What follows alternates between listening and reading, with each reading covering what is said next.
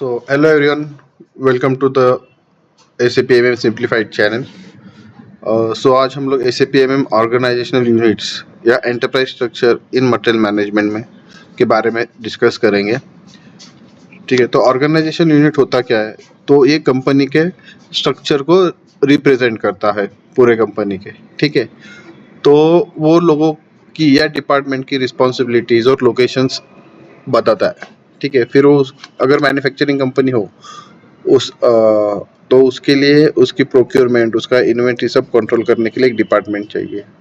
ठीक है, फिर पूरा स्टार्ट टू एंड बिजनेस, मतलब money in money out, material in material out, सब करने के लिए सब रिकॉर्ड रहना चाहिए और वो उसका स्ट्रक्चर वे में सब ऑपरेशंस होने चाहिए। उसके लिए हमें एक एंटरप्राइज स्ट्रक्चर बनाना पड़ता है या उसे हम ऑर्गेनाइजेशनल यूनिट भी कहते हैं। तो और वो सब हमें एसएपी में मैप करना होता है वन बाय वन।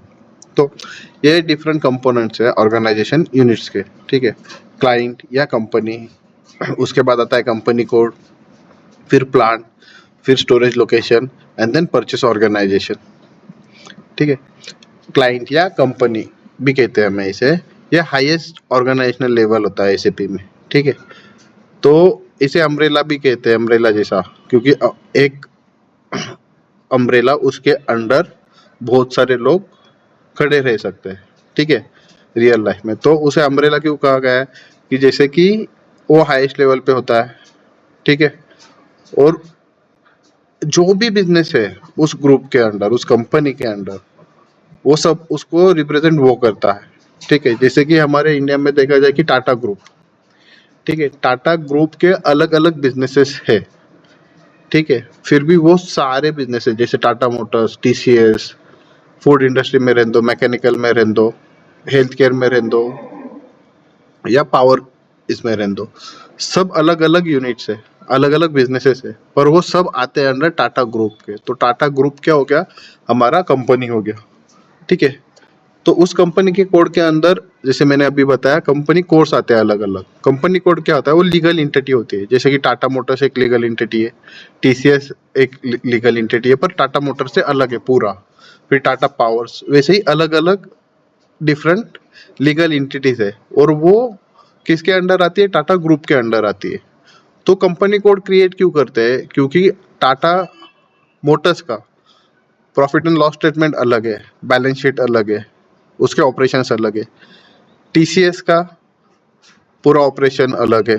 ठीक है, उसके प्रॉफिट लॉस स्टेटमेंट अलग है। Same Tata power. तो ये अलग अलग कंपनी कोड एसएपी में क्रिएट किया करते हैं, और वो हम कंपनी कोड उस कंपनी को असाइन करते हैं। कंपनी को असाइन करते हैं मतलब ग्रुप को, हेड को। अभी इसको रियल लाइफ में हम लोग ऐसा क्यों करते हैं? जैसे ग्रुप, टाटा ग्रुप में जो भी बोर्ड ऑफ डायरेक्टर्स हो गए, उनको हर कंपनी का प्रॉफिट एंड लॉस स्टेटमेंट, उसका प्रोक्योरमेंट में कितना खर्चा किया, इन्वेंट्री कितनी पड़ी है, क्या है, सब अलग अलग कंपनीज का डेटा चाहिए। तो अभी ऐसे एक ही कंपनी कोड होता तो मिसमैच हो जाता कि भाई कौन से कंपनी में क्या खर्चा हो रहा है और क्या ट्रैक करना मुश्किल हो जाता है। तो इसलिए अलग अलग कंपनी कोड बनाते हैं ताकि फाइनेंशियली इंडिपेंडेंट रिपोर्ट मिल सके। ठीक है, फिर उसके बाद आता है प्लांट। तो प्लांट क्या होता है? एक्चुअली फिजिकल लोकेशन होती है। कौन से भी कंपनी कोड की फिजिकल लोकेशन होती है। कंपनी कोड के अंडर जो प्लांट आता है उसकी फिजिकल लोकेशन होती है। ठीक है, उसके अंडर हम लोग मैन्युफैक्चरिंग करते हैं या इनवर्ड आउटवर्ड मटेरियल की मूवमेंट होती है। ठीक है, कुछ भी ऑपरेशन होता है या हम लोग स्टोर करते हैं, कुछ भी चीजें, कुछ भी ऑपरेशन एक रूफ के अंडर हो रहा हो उसे हम प्लांट कहते हैं।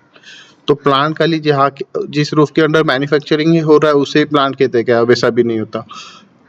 प्लांट के अंडर सिर्फ मैन्युफैक्चरिंग होना मैंडेटरी नहीं है। अगर वेयरहाउस डिस्ट्रीब्यूटर हो कोई, वो क्या करेगा?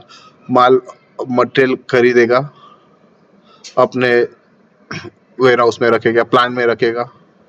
ठीक है, और उसको जैसे कि उसको ऑर्डर आएगी वो डिलीवर करता रहेगा। वो भी एक टाइप का ऑपरेशन हो गया, तो उसे प्लांट कहते हैं। ठीक है, फिर आता है storage location. Storage location plant के अंडर आते हैं, पर ये मैंडेटरी नहीं है कि स्टोरेज लोकेशन खाली प्लांट के अंडर ही हो। प्लांट हमारा समझो पुणे में है, हम लोग स्टोरेज लोकेशन मुंबई में भी हो सकता है, उसका उस प्लांट के अंडर वाला। तो पॉसिबिलिटीज ये भी है, पर ज़्यादातर जहाँ प्लांट होता है उसके अंडर ही स्टोरेज लोकेशन रखते हैं। ठीक है, तो स्टोरेज लोकेशन डिफरेंट डिफरेंट के होते हैं, रॉ मटेरियल के लिए अलग, फिनिश मटेरियल के लिए अलग, ठीक है, स्क्रैप मटेरियल के लिए अलग, पैकेजिंग मटेरियल के लिए अलग। तो अगर इसका रियल लाइफ एग्जांपल देखना है तो हमारा घर समझो, हमारा घर प्लांट जैसे होता है, अलग अलग ऑपरेशंस होते हैं घर के अंदर। कोई खाना बनाता रहता है, कोई पढ़ते रहता है, कोई झगड़ा करते रहता है, कोई टीवी देखते रहता है, अलग अलग ऑपरेशंस होते हैं। उसके अंडर स्टोरेज लोकेशन देखना है, समझना है, तो हम हमारे किताबों के लिए अलग स्टोर करते हैं, कपड़ों को अलग स्टोर करते हैं। घर में किचन में जाओगे तो हर एक मटेरियल के लिए अलग अलग कंपार्टमेंट रहते हैं, अलग अलग हम लोग छोटे छोटे बॉक्स या डब्बे में स्टोर करके रखते हैं। और कुछ ऐसे रहते हैं जो फ्रिज में रहते हैं, तो मटेरियल के कैरेक्टरिस्टिक के अनुसार हम लोग स्टोर करने की उसकी फैसिलिटी बना देते हैं। ठीक है, तो वही होता है इंडस्ट्री में, अलग अलग टाइप के मटेरियल होते हैं, वो अलग अलग तरीके से स्टोर किए जाते हैं, उसके लिए स्टोरेज लोकेशन बनाते हैं। फिर आता है परचेस ऑर्गेनाइजेशन, ये एसएपीएम का मेन यूनिट। ठीक है, इसमें परचेस ऑर्गेनाइजेशन एक डिपार्टमेंट रहता है, परचेसिंग डिपार्टमेंट आपने सुना होगा। तो परचेसिंग डिपार्टमेंट में जो हायर लेवल पे होते हैं, ठीक है, उन्हें हम लोग परचेस ऑर्गेनाइजेशन से समझ सकते हैं। जैसे कि मैनेजर हो गया, सीनियर मैनेजर हो गया, डायरेक्टर ऑफ परचेसिंग डिपार्टमेंट हो गया। तो वो सब जो हायर लेवल के होते हैं, हम उसको एज अ परचेस ऑर्गेनाइजेशन कह सकते हैं। क्यों? क्योंकि अगर कंपनी में कुछ प्रोक्योर करना हो, रॉ मटेरियल कुछ भी चीज़ प्रोक्योर करनी होगी, तो जो भी वेंडर से बात करेगा, जो हायर अथॉरिटी होती, वो लोग बात करते हैं। Price, terms and conditions, delivery, जो भी बात करनी होगी वो डिपार्टमेंट से करेंगे। ठीक है, तो उसे कहते हैं परचेस ऑर्गेनाइजेशन। ठीक है, और इसके अंदर और एक आता है कि परचेसिंग ग्रुप। फिर इनके अंडर जो अलग अलग परचेसिंग एग्जीक्यूटिव आते हैं, जैसे रॉ मटेरियल के लिए एक हो गया, फिनिश मटेरियल के लिए अलग हो गया। मतलब रॉ मटेरियल खाली एक बंदा देखेगा कि वही परचेस करे, ठीक है। फिनिश गुड के लिए दूसरा बंदा हायर करेंगे कि भाई वो खाली फिनिश गुड का प्रोक्योरमेंट ही देखे। थर्ड देखेंगे कि मिसलेनियस जो भी होगा अलग, अदर देन रॉ मटेरियल और इंडस्ट्री के अलावा जो भी ऑफिस का वर्क होगा, परचेसिंग लगेगा, वो बंदा करेगा। ठीक है, तो वो परचेसिंग ग्रुप होता है। और वो क्या करते हैं, फिर टर्म्स एंड कंडीशन, प्राइस वगैरह ये मैनेजर लोग डिसाइड करेंगे। ठीक है, वेंडर फिक्स करेंगे, फिर ये लोग एसएपी में बनाएंगे। और जब भी मटेरियल प्रोक्योर करना होगा तो पीओ बनाएंगे, उसको सेंड करेंगे, और वो जब तक डिलीवर नहीं होता तो उसका फॉलोअप लेंगे। तो हो गया परचेसिंग ग्रुप का काम। और परचेसिंग ऑर्गेनाइजेशन का काम हो गया वेंडर को सेट करना है, in short terms condition decide करनी है, प्राइस डिसाइड करनी है। ठीक है, और इसके टाइप भी आते हैं, हम नेक्स्ट वीडियो में देख लेंगे। ठीक है, तो ये है in short diagram, flow diagram से समझने की साइड प्रयास कीजिए इसका। Client, company code, plant, storage location, ठीक है, और परचेस ऑर्गेनाइजेशन।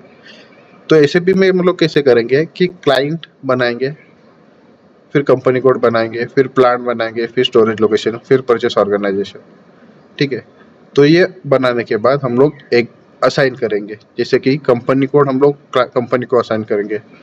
ठीक है, एक कंपनी के अंदर मल्टीपल कंपनी कोड्स आ सकते हैं। फिर दूसरा आता है प्लांट, तो एक कंपनी कोड के अंदर मल्टीपल प्लांट्स आ सकते हैं। एक प्लांट के अंदर मल्टीपल स्टोरेज लोकेशन आ सकते हैं। परचेस ऑर्गेनाइजेशन हम लोग प्लांट या कंपनी कोड या दोनों को असाइन कर सकते हैं। तो ये सब, इस कॉन्फ़िगरेशन कैसे होता है, क्या होता है, हम नेक्स्ट वीडियो में देखते हैं। होप आपको सब समझ आ रहा हो। Thank you for watching.